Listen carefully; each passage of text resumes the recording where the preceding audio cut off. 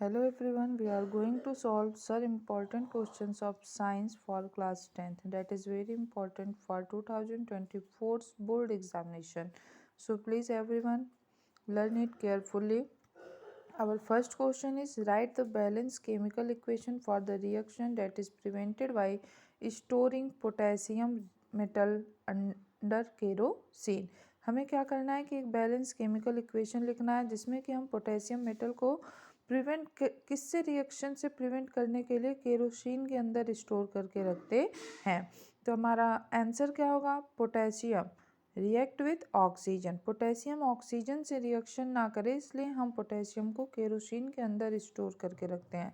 Because potassium is a very reactive metal and when it reacts with oxygen it form potassium iodide. Clear? How we write the equation? 4K plus O2 gives 2K2O. Next is identify the type of chemical reaction that is prevented. Identify the type of chemical reaction that is prevented. मतलब इसमें किस तरीके का chemical reaction आपको देखने के लिए मिल रहा है, मतलब किस तरीके का केमिकल रिएक्शन इस एक्शन को प्रिवेंट कर रहा है, रोक रहा है। तो here you can see that's two different types of metal combine with each other and form a single compound, so it is a type of combination reaction. And here oxygen is also added to the potassium, so it also a oxidation reaction and we consider it also a redox reaction, but most rightly answer is combination reaction and oxidation reaction. Clear? Next is Ravi cultivated mustard plant with bisexual flower. On his farm, his plants were diseased due to a gene effect and therefore had reduced yield. Now Ravi removed the stamens from the diseased plants and also planted fresh disease-free mustard plant, where he removed the pistil. How will Ravi's strategy help in improving the yield of mustard? Ravi made the bisexual flower unisexual, thereby encouraging cross pollination instead of self pollination.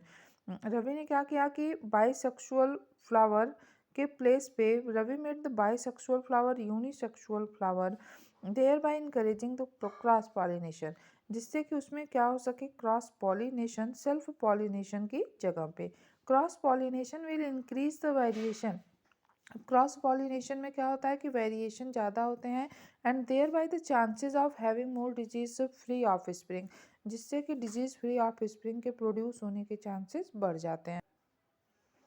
Next is a plant X was enclosed in a glass jar with some lizard. A similar plant Y was enclosed in other glass jar but without lizard. मतलब एक plant x है जिसको एक glass jar में बंद कर दिया गया और उसमें कुछ छिपकलियाँ भी हैं, और दूसरा प्लांट वाई है जिसको एक ग्लास जार में दूसरे ग्लास जार में बंद किया गया है लेकिन उसमें लिजार्ड नहीं है। Both the jar are kept under the same light condition for a few hour. कुछ घंटों के लिए दोनों जार को मतलब सेम लाइट कंडीशन में रख दिया गया। Which plant is likely to photosynthesis more and why? किसमें ज़्यादा फोटोसिंथेसिस होगा, क्यों? इन प्लांट यक्स। आंसर क्या होगा? In plant X. X plant में फोटोसिंथेसिस ज़्यादा होगा because due to the respiration of lizard the amount of carbon dioxide will increasing leading to a higher amount of photosynthesis। क्योंकि plant x जिस glass jar में pack किया गया है, enclose किया गया है, उसमें लिजार्ड भी हैं, तो लिजार्ड जब रेस्पायरेशन के थ्रू कार्बन डाइऑक्साइड को रिलीज करेंगे तो वो प्लांट उसको फोटोसिंथेसिस की प्रोसेस में यूज़ कर लेंगे, इसलिए यक्स प्लांट में फोटोसिंथेसिस जो है वो ज़्यादा अमाउंट में होता है। Next is proteinuria is a condition in which significant amount of protein can be detected in urine. Which process in the nephron is likely to be affected causing proteinuria and justify? कह रहा है कि proteinuria वो condition है जिसमें कि urine में protein का अमाउंट जो है वो बढ़ जाता है। तो आप मतलब बताएंगे कि which process is the nephron is likely to be affected. Nephron की कौन सी प्रोसेस अफेक्टेड है जिससे कि ये प्रोटीन्यूरिया का फॉर्मेशन हो रहा है, प्रोटीन्यूरिया काज हो रहा है। Filtration or selective reabsorption by the nephron may not be function properly. Nephron जो है वो या तो फिल्ट्रेशन प्रॉपर नहीं कर पा रहा है या रीएब्जॉर्प्शन या सेलेक्टिव रीएब्जॉर्प्शन प्रॉपर नहीं कर पा रहा है, जिसकी वजह से प्रोटीनूरिया की कंडीशन काज हो रही है।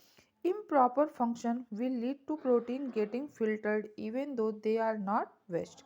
After filtration, useful substance such as protein may not be getting reabsorbed. मतलब फिल्ट्रेशन के बाद जो यूजफुल सब्सटेंस प्रोटीन है वो उसके द्वारा रीएब्जॉर्ब नहीं किया जा रहा है। कोई भी कंडीशन हो सकती है। Clear? Equal sized bar of aluminum and iron are exposed to the environment as shown below. देखिए यहाँ इक्वल बार ऑफ आयरन और एल्युमिनियम है, दोनों को एक्सपोज किया गया है एनवायरनमेंट में, ऐसे खुला छोड़ दिया गया है। Which of them is likely to corrode till the level marked by the line first, justify your answer. इसमें से कौन सा पहले कोरोड होगा? The iron bar will corrode till the level marked by the line first. पहले कौन corrode होगा? Iron. Because iron get oxidised on exposure to air and moisture. The layer of rust form on the surface allow air and moisture to pass through and reach the metal, causing corrosion to continue. While aluminium get oxidized on exposure to air, the layer of aluminium oxide are formed on the surface of aluminium that is a protective coating that prevent air from reaching the metal and thus prevent further corrosion. Clear? क्या होता है कि iron जो है ना वो air और water से फास्टली रिएक्शन करके रस्ट का फॉर्मेशन कर लेता है, जबकि एल्युमिनियम जो होता है वो पहले ऑक्सीजन से रिएक्शन करके एक एल्युमिनियम ऑक्साइड की Al2O3 की प्रोटेक्टिव लेयर बना लेता है। उसके बाद वो प्रोटेक्टिव लेयर उसको रस्ट होने से प्रिवेंट करती है, कोरोड होने से प्रिवेंट करती है, सेव करती है, बचाती है। क्लियर? इसलिए पहले जो है वो कोरोड कौन होगा? तो सबसे पहले कोरोड होगा iron bar. Clear? Here also some questions given. Look at the electronic configuration of some elements is given in table. देखिए ये एलिमेंट के नाम है P Q R S T U। अब इसका इलेक्ट्रॉनिक कॉन्फ़िगरेशन दिया गया है 288। मतलब इसके पास कितने इलेक्ट्रॉन हैं? 882। 8 8 16 to 18। क्लियर? Q 2881 इसके पास कितना है? 19। 2 and 6 इसके पास कितना है? 8। 2 and 5 इसके पास कितने इलेक्ट्रॉन हैं? 7। 2 8 2 इसके पास कितने इलेक्ट्रॉन हैं? 12। 2 8 7 इसके पास कितने इलेक्ट्रॉन हैं? 17। क्लियर? अब आपसे क्वेश्चन क्या पूछा है? Identify any two pair of element that will react to form compound by a transfer of electron. कोई आपको दो ऐसा एलिमेंट का पेयर सेलेक्ट करना है जो आपस में इलेक्ट्रॉन ट्रांसफर के मेथड के द्वारा कंपाउंड का फॉर्मेशन करें। ठीक है, तो हम चेक कर लेते हैं। तो सबसे पहले जब हम पी को चेक करेंगे तो इसका तो 18 है, ऑक्टेट कंप्लीट है, तो ये किसी से भी रिएक्शन नहीं करेगा। क्लियर? हियर इज 19 इलेक्ट्रॉन, मतलब दिस एलिमेंट इज पोटेशियम। ये कौन सा है? पोटेशियम।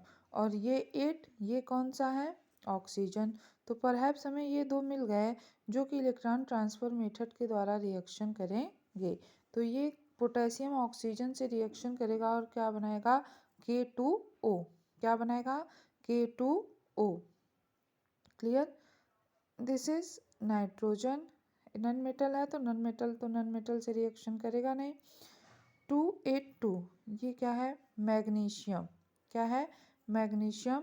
यहाँ पे मैग्नीशियम भी रिएक्शन करेगा किससे? ऑक्सीजन से, और क्या बनाएगा? MgO, magnesium oxide. Two compounds और भी बन सकते हैं। एक when Q reacts with U, तो Q क्या है? Q है पोटेशियम, और U क्या है? तो U है क्लोरीन। U क्या है? क्लोरीन। तो यहाँ पे पोटेशियम जब क्लोरीन से रिएक्शन करेगा तो वो क्या बनाएगा? KCl। क्लियर? और ये ऑक्सीजन एंड मैग्नीशियम बना ही चुका है क्या? MgO। Clear? T and U, T क्या है? Mg, और U क्या है? Cl। तो ये दोनों भी आपस में क्या बना लेंगे? MgCl2। तो इसका आंसर हमें क्या मिल जाएगा? इसके आंसर हमें 4 मिल जाएंगे। Q and R, Q and U, T and R, T and U। Clear. अब हम देखते हैं नेक्स्ट क्वेश्चन क्या है। राइट, इस तरीके के क्वेश्चन को आपको बहुत ही केयरफुली, बहुत ईजी होते हैं, देखने में भले बड़े लगें लेकिन ये बहुत ही आसान क्वेश्चन होते हैं, बस थोड़ा सा माइंड सेट करके आपको इसको सॉल्व कर देना है। Write the molecular formula of a compound form by the pairs of element identified in a. कह रहा है कि मतलब उनका मॉलिक्यूलर फार्मूला क्या होगा। तुम लोग बहुत आसानी से बना लेते हैं। देखते हैं, हम लोगों ने K2O बनाया है ना, तो K2O क्या है, K का मतलब क्या है Q, तो यहाँ पे क्या लिख देंगे Q। ठीक है, तो ये हो जाएगा Q2R। क्या हो जाएगा Q2R। क्लियर। सेकेंड हमने क्या बनाया MgO। क्या बनाया है MgO, तो Mg का मतलब T और O का मतलब R, तो क्या हो जाएगा TR। फिर हमने क्या बनाया MgCl2, तो Mg का मतलब क्या है T, Mg का मतलब T और Cl2 का मतलब U, तो क्या हो जाएगा TU2। और एक हमने और बनाया KCl, K का मतलब Q और Cl का मतलब U, तो एक क्या हो जाएगा Q और U। तो कैसे बन जाएंगे इसके formula Q2R, QU, TR, TU2। Clear. Next is a metal X is obtained from its chloride salt by exposure to sunlight। एक मेटल यक्स हमें ऑब्टेंड होता है जब उसके क्लोराइड साल्ट को सनलाइट में मतलब एक्सपोज किया जाता है, तो एक मेटल यक्स ऑब्टेंड होता है। In which section of the reactivity series of the metal, top, middle और bottom, is it likely to be placed? Justify your answer. Identify the type of reaction the chloride of salt X undergo on exposure to sunlight. Look at here. Bottom section. Metal at the bottom of the reactivity series are least reactive। ठीक है, देखिए अब sunlight से reaction कौन करेगा, जो कि बहुत ही लिस्ट रिएक्टिव होगा। तो जो लिस्ट रिएक्टिव मेटल होते हैं वो बॉटम सेक्शन पे पाए जाते हैं। They occur in their free state, their compound are unstable and hence they easily converted into the metal by the process of photolytic decomposition reaction। photolytic decomposition reaction में हमने देखा है कि किस तरीके से सिल्वर का डिकम्पोजिशन होता है। Clear. Now our next question is, in animal hormone can be secreted by the organ and can act on multiple organ. Justify this statement by explaining the effect of single animal hormone on three organ। Clear। In animal hormone can be secreted by one organ and can act on multiple organ। Clear. Hormone एक organ के द्वारा क्या secrete करता होता है और multiple organ पे act करता है। Look at here. Adrenaline. Adrenaline is a hormone that is secreted by adrenal gland of our body that induce the sweat gland to produce more sweat। ये स्वेट ग्लैंड को, जो हमारी श्वेत ग्रंथियाँ होती हैं जिससे कि पसीना प्रोड्यूस होता है, श्वेत प्रोड्यूस होता है, उसको भी जो है कि इम्प्रेरित करती हैं कि आप मतलब स्वेट प्रोड्यूस करें। It act on the heart, heart पे भी एक्ट करती हैं to increase the contraction of its muscles and pumping, causing improving oxygen delivery, and it also increasing the heart rate। It act as on blood vessels of the digestive system constructing them। Clear. Hormones एक है लेकिन ये अलग अलग organ पे act कर रहा है। If two pea plant having round and green seed are crossed, identify the percentage of the following with respect to the F1 generation। ठीक है, दो पी प्लांट है जिनमें राउंड ग्रीन सीड है, जिनका कि कंपोजिशन इस तरीके से है RRGG। ठीक है, इनमें क्रॉस कराया जाता है तो F1 जनरेशन में पूछा है कि किस तरीके के सीड प्रोड्यूस होंगे। Gamete having both the round and yellow seed traits, gamete जिनके पास की दोनों राउंड और येलो सीड ट्रेट्स हों, कितने होंगे 50%। Offspring having the same genotype as the parent, कितने होंगे 50%। Offspring having the same phenotype as the parent, कितने होंगे 75%। क्लियर।